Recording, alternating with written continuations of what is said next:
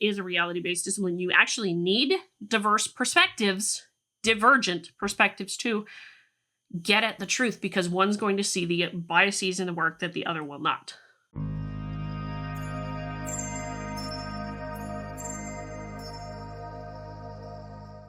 All right. If you've been around on this channel long enough, you know that I have some disagreements with the American Association of University Professors, as a simple, simplest way to put it here. And you would also know, if you've been on this channel long enough, what I think of DEI statements and DEI criteria used for faculty evaluations. That is, they're ideological litmus tests. Okay? I stand by that. They remain that, and that makes them utterly inappropriate as a criteria for hiring faculty at all. But, of course, what has happened, as has been the problem with the AAUP, they put out a statement now saying they're okay with academic boycotts, which is to say to boycott an institution because, and all of its professors therein, because you have some problem with something else. Came up in regards to the conflict and things going on in Israel and Gaza right now. It came up as relation to that. This came out not too terribly long ago. I didn't get the chance to talk about it right when it came out, but I came back to it because it is an important thing. The AAUP is now saying that they are okay with DEI statements being used and DEI criteria being used for the hiring of faculty, so long as it is the faculty that are deciding the criteria, not the administration, is the gist of what I got reading this, in which I can tell you right away drew some consternation, drew some rightful criticism, I think, of the AAUP from the Foundation for Individual Rights and Expression, as well as the Heterodox Academy, and I think even the AFA weighed in on it, which AFA is way better, by the way. The Academic Freedom Alliance is way better. Anyway, so I want to show a little bit of the statement itself, and then I'm going to go over to a longer response that was posted on the Heterodox Academy Substack recently. They did post a statement pretty immediately after this one came out to say that they very firmly disagree with the AAUP's nonsense here, but so did FIRE. But I think the longer thing that the Heterodox Academy folks put out on their Substack, Free the Inquiry, is actually much better of a read. Let's put it that way. Diversity, equity, inclusion criteria for faculty evaluation. The AAUP has long advocated for diversity in higher education, including a diverse faculty and student body.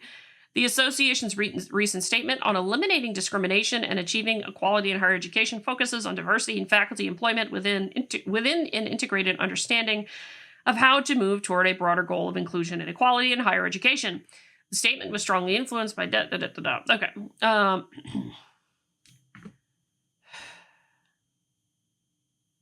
The association's Committee A on Academic Freedom and Tenure views the use of diversity, equity, inclusion, and criteria in faculty recruitment, promotion, and retention within this broader vision of higher education for the public good. Since the 1990s, many universities and colleges have instituted policies that use DEI criteria for faculty evaluation for appointment, reappointment, tenure, and promotion, including the use of statements that invite or require faculty members to address their skills, competencies, and achievements regarding DEI in teaching, research, and service. I disagree with this being about competence, skills, and competencies in thing as much as about what do you think and believe about certain things. And that's actually shown by the rubrics, because there are many statement evaluation rubrics out there, with University of Berkeley being one of them, where if you say something in particular that they don't like, well, you get slashed down. So some critics contend that such policies run afoul of the principles of academic freedom. Specifically, they have characterized DEI statements as ideological screening tools and political litmus tests. From this perspective, DEI statements are sometimes thought to constitute unconstitutional viewpoint discrimination and a threat to faculty members' academic freedom because they allegedly require candidates to adopt or act on upon a set of moral or political views. This committee rejects the notion that the use of DEI criteria for faculty evaluation is categorically incompatible with academic freedom. To the contrary, when implemented appropriately in accordance with sound standards of faculty governance, DEI criteria, including DEI statements, can be a valuable component in the effort to recruit, hire, and retain a diverse faculty with a breadth of skills needed for excellence in teaching, research, and service. The problem with that is that the DEI rubrics themselves, covered it before on this channel, DEI rubrics themselves actually do penalize people for specific thoughts, for specific speech given during the statement. That's why it is incompatible with academic freedom. That was actually pointed out before.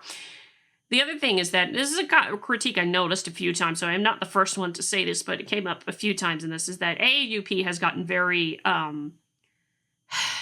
very, shall we say, focused on external threats to academic freedom, but they very much do not consider internal threats to academic freedom. There's a notable exchange on Twitter about that, actually, where they don't actually consider it very well at all. So just a note on that.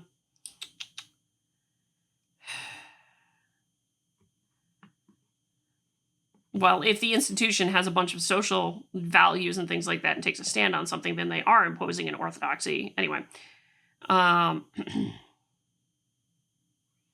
Anyway, let me go from here because this is a long statement, but that's the gist of it, is that the gist of it here is that, it's okay if, it can be okay in some cases if faculty are the ones who create it, not the administrators. This is from Free the Inquiry. What the AAUP overlooks, DEI screenings could be the new collegiality. Now, long story short here with the collegiality thing is that the AAUP, back before it embraced a bunch of things it has recently, did put out a statement against using collegiality as a criteria to evaluate faculty. Now, before we go any further, let's get into this. The nation's oldest and most respected association of college professors, I find that hard to believe, to be honest. The AAUP has officially weighed in on the practice of using DEI criteria in hiring and evaluation.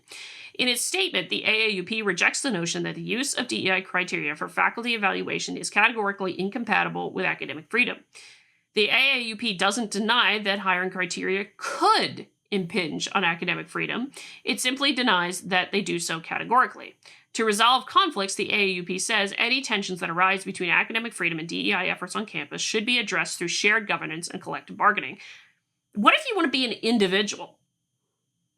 AAUP, can we talk about that? I don't even like being put into the community or anything like that. Thank you very much. Yet shared governance may not be enough to protect academic freedom. If they do not remain highly attuned to and protective of academic freedom, the faculty structures that share power on campus can pose a real threat to minority viewpoint colleagues, to say nothing of powerless job applicants. And this is the problem. I've harped so many times on the survey results. And a lot of the survey results about the discomfort and feeling like I have to censor myself on campus and all this other kind of stuff comes from within, not from outside of the university. That's two different things. Consider, for example, when UCLA rejected the candidacy of Professor Yoel Inbar, I believe, after graduate students opposed his hire for an essay he wrote years earlier, ironically one in which he criticized the use of diversity statements as political litmus tests. Professor Inbar's academic freedom was not protected by shared governance. You see? According to a recent Heterodox Academy analysis, a quarter of the tenure track faculty positions posted in August 2024 for the 2025 academic year required a DEI statement in addition to teaching academic materials. Clearly, some versions of DEI skills are relevant to some forms of teaching, research, and service at institutions with particular student populations, needs, or goals. For instance, it's understandable for hiring committee to want to know how a faculty candidate approaches teaching learners from a variety of backgrounds. In diverse institutions, working with diverse individuals is part of the job. But in practice, as HXA President John Tomasi, the Academic Freedom Alliance, the Foundation for Individual Rights and Expression, the National Association of Scholars, and other commenters have brought to light, the use of DEI statements often amounts to a screening for ideological conformity. Sometimes the screening involves point-by-point rubrics that assess candidates' stated experiences, attitudes, and understanding, and even extracurricular activism as they relate to the particular version of DEI. This was my point. That is why it does conflict with academic freedom, is because of that thing and how it has been implemented in practice. And I don't think it's going to change all that much just because of good intentions. Not surprisingly, academics are smart enough to game the system if they choose, rendering DEI statements of poor measures of a scholar's actual skills or commitments. Notably, there is instructive precedent for AAUP sounding a note of caution about the creation of a fourth category of assessment beyond the evaluation of research, teaching, and service. Those are the three that you typically do. In 1999 and a 2016 update, the AAUP's Committee A, same one that wrote this previous statement, issued a statement about why collegiality should not be a separate axis of faculty evaluation. Making no mention of shared governance as an answer to collegiality tests, Committee A argued that it's simply too easy for political or expression. That's really what they said all those years ago. And it's amazing what they're saying now. You know, really? Oh, gosh. Committee A argued it's simply too easy for political or expression-based criteria to enter the picture. The very real potential for a distinct criteria of collegiality to cast a pale of stale uniformity places it in direct tension with the value of faculty diversity in all its contemporary manifestations. Trying too hard to formally enforce ambiguously positive aspirations can rob a faculty of useful dissent, the AAUP warned, noting that the critics of institutional practices or collegial norms, even the occasional malcontent, have all been known to play an invaluable and constructive role in the life of academic departments and institutions. Substitute DEI for collegiality or collegial, and the logic of the AAUP's previous argument still holds, though the affected discussions may be different. In practice, we've seen how DEI can become a doctrine to which faculty are required to adhere without question.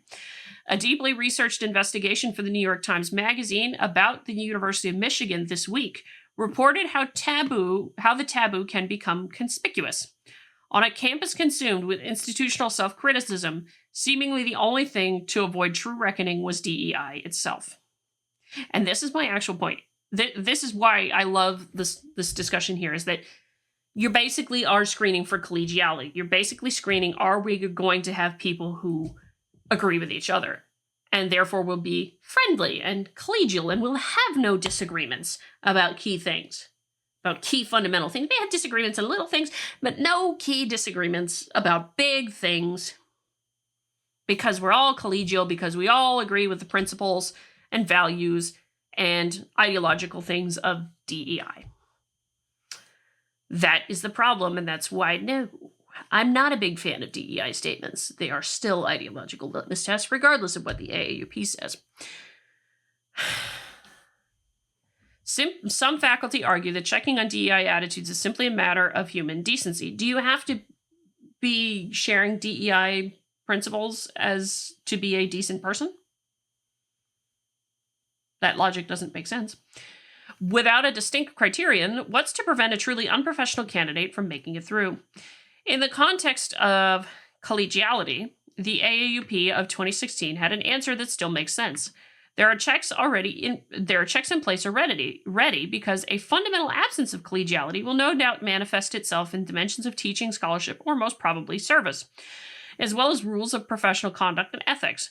For all threats to academic freedom, the AAUP argued back then, adding collegiality as an axis of agreement didn't add much value. If the AAUP wants to defend some uses of DEI statements, it would be helpful to specify which uses of DEI statements are incompatible with academic freedom, where the line is crossed. Until a persuasive version of such framework is available, defenders of academic freedom must continue to speak out against the use of ideological filters that may quash faculty dissent and academic freedom, and that is exactly my point, too. I do not believe in the slightest that having a DEI statement helps support academic freedom. It just screens out disagreement. And that doesn't help when you're talking about science, because we talked about this before. Jonathan Rouse, The Constitution of Knowledge.